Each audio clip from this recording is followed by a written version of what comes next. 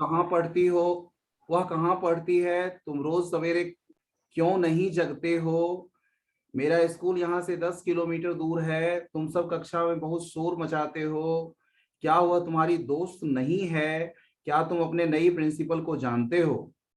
ये सेंटेंसेस है। फटाफट, आपका समय शुरू हो चुका है। हाँ, ये सारे सॉन्ग में निकालता हूँ।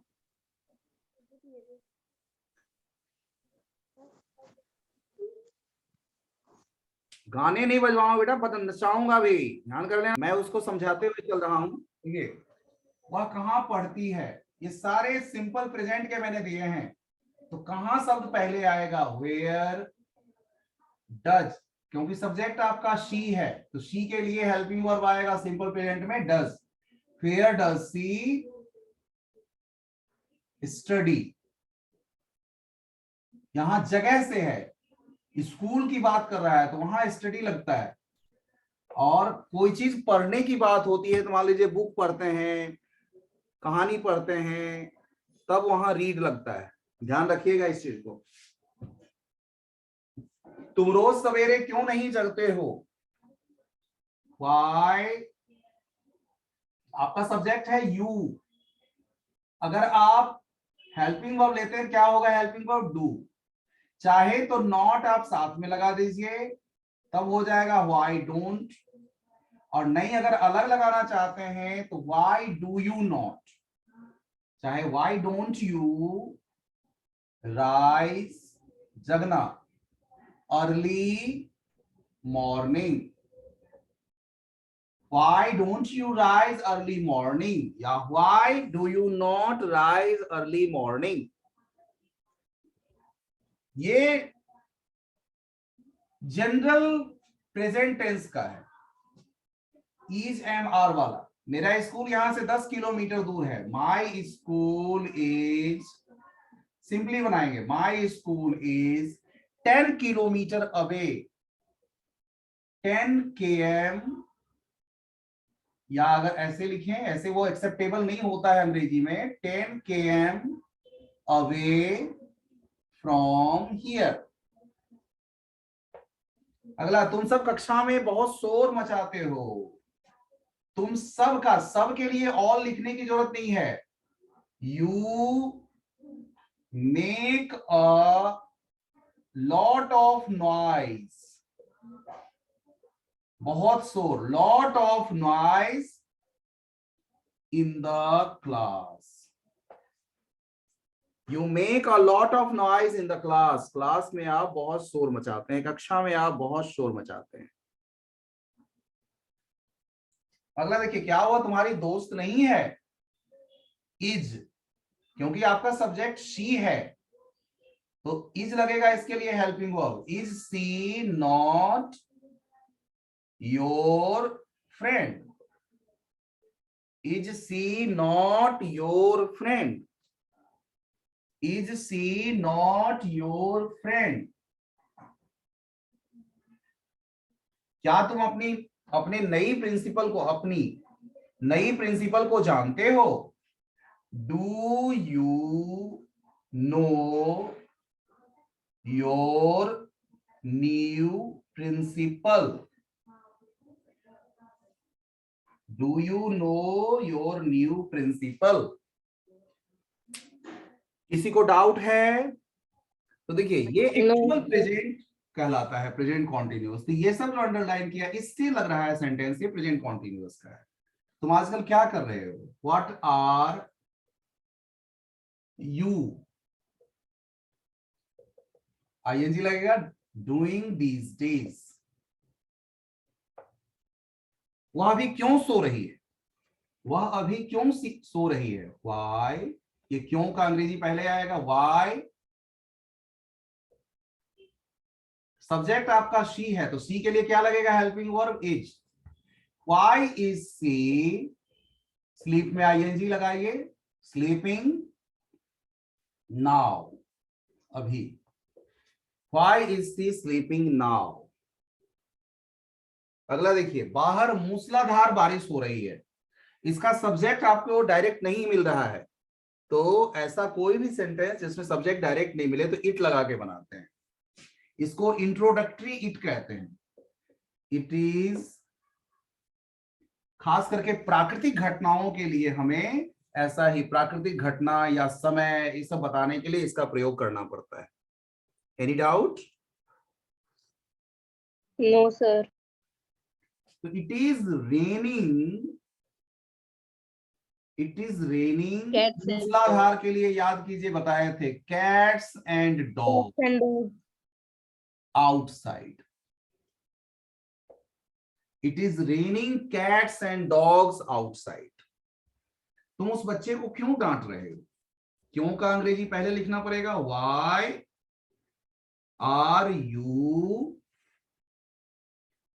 बता सकते हैं डांटना का?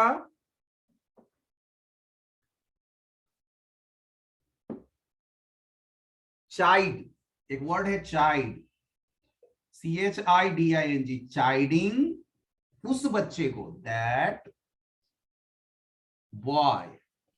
Child. चाइल्ड लगाइए, ठीक ठीक, वेरी गुड, चाइल्ड बहुत अच्छा है। ऐसे कोई खास अंतर नहीं है चाइल्ड और बॉय में, लेकिन शब्दों का फर्क हो जाता है। अगला है वो या वो, वे वहां क्यों खड़े हैं। क्यों की अंग्रेजी व्हाई आर दे, खड़ा होना है stand, standing. Standing. Why are they standing, वहां, वहां देयर। अब इसमें भी कई बच्चे गलती करते हैं, THEIR और THEIRE में उनको दिक्कत हो जाती है, तो वहां की अंग्रेजी तो THERE लिखना चाहिए, ठीक है। अब इससे हो गया, ये सबका हो गया, कोई दिक्कत नहीं है। नो सर, हो गया। मे आई नो रब, सर। मे आई रब।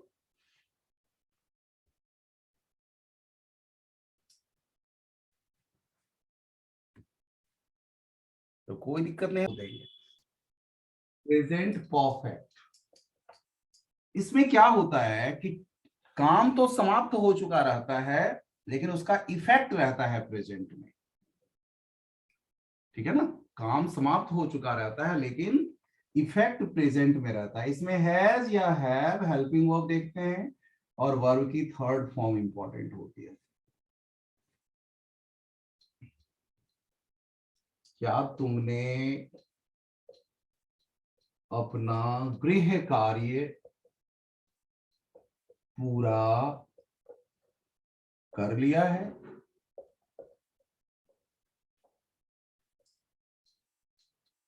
वह या उसने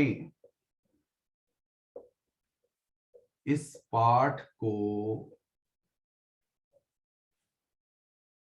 क्यों नहीं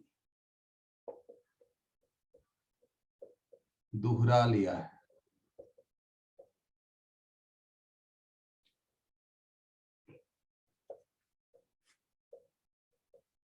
मेरे पिताजी दफ्तर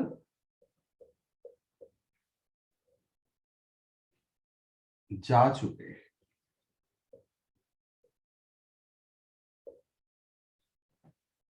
अब मैं अभी अभी विद्यालय से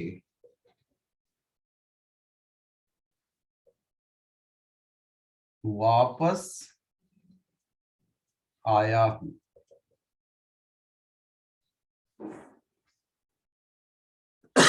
देखिए ये 4 सेंटेंसेस आपके सामने हैं। कितना सेंटेंसेस? 4. 4 सेंटेंसेस। और ये 4 सेंटेंसेस जो है, इसमें क्लियरली ये है कि ये इसका प्रभाव अभी भी है। या है, चुके हैं, या हूं, इसमें सभी आ जाता है। चुका है, चुकी है, चुके हैं, या है, ई है, ये है। इससे ज्यादा देखना ये है, समझना ये है कि जो घटना घटी उसका प्रभाव अभी भी है, उसका इफेक्ट अभी भी है, इसीलिए इसे प्रेजेंट परफेक्ट में रखा जाता है। एक्चुअली ये घटना पहले हो चुकी है लेकिन उसका प्रभाव अभी भी है।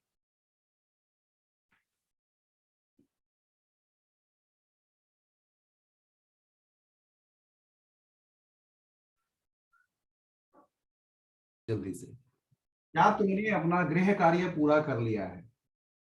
यस नो क्वेश्चन है, सब्जेक्ट आपका यू है, उसके लिए हेल्पिंग वर्ब क्या आएगा?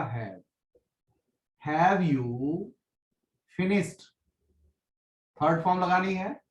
हैव यू फिनिश्ड अपना, तो योर, यू के लिए अपना क्या हो जाएगा? Your home work.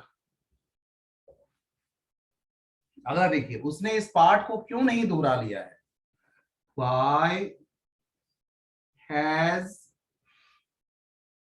he या she not, तो दोहराना का रिवाइज होता है, रिवाइज्ड। अगर आप ही लिखते हैं तो हिज लिखिए, यहां पे शी लिखते हैं तो हर lesson. why has she not revised his या her lesson? अगला, मेरे पिताजी दफ्तर जा चुके हैं, my father has, third form go went gone to his office। मैं अभी अभी विद्यालय से वापस आया हूं, I have just, अभी अभी का just returned from school।